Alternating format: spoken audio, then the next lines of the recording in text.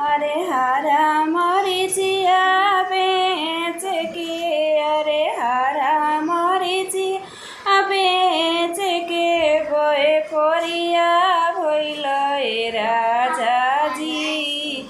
आशा से बेदासा भनी बोए कोरिया भइल राजा जी। आशा से बेदासा भनी बोए कोरिया भइल राजा जी। अरे हारा टिकुलिया बेच के, अरे हारा चूड़िया बेच के चूड़ी हारावा भइल राजा जी। आशा से बेदासा भनी चूड़ी हारावा भइल राजा जी। आशा से बेदासा भनी चूड़ी हारावा भइल राजा जी।